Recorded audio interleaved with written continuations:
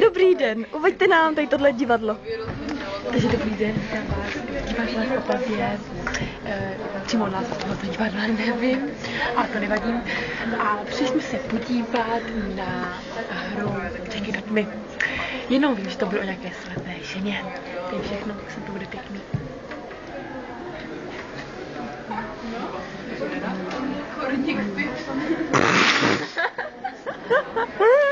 A jsem nechtěl nic říct.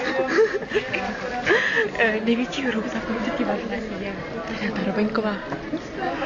Tu si prosím potom musíte natočit a hodit to někde mezi strašidla, protože ona je opravdu strašná. Prostě se neumí oblíkat do divadla, jako je to strašné. Má kapsáč, starý vytáhaný tričko, a botasky, starý, po babičce. Takže dejme se podívat na onen objekt.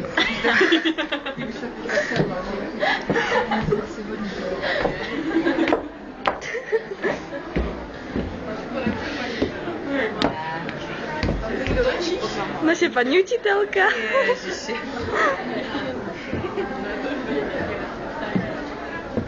Renato, zvedni se. Zvedni se, jenom se zvedni. Ježišmarja, jde s náma. Jo, to nebo tady, to je jedno pálko, jenom. Ne, tady byl si učitelkama, jo.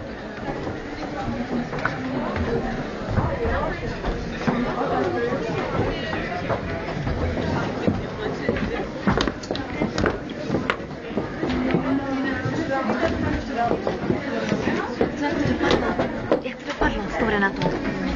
Tak, co na to říkáte? Mám pravdu? No, určitě máte pravdu. Je to strašný, že jo? Určitě. Postavila se, abyste to viděla. Ne, nepostavila se. Nepostavila, ale určitě ještě bude příležitost to nahrát. Určitě. A hodíte televize ne? A jak se těšíte na divadelní představení? No ani moc ne, abych vám řekla pravdu. Já mám tady usnout, tady se vyspat, vždycky jsem spala jenom 5 hodin. A abych řekla pravdu, to vůbec mě to nezajímá.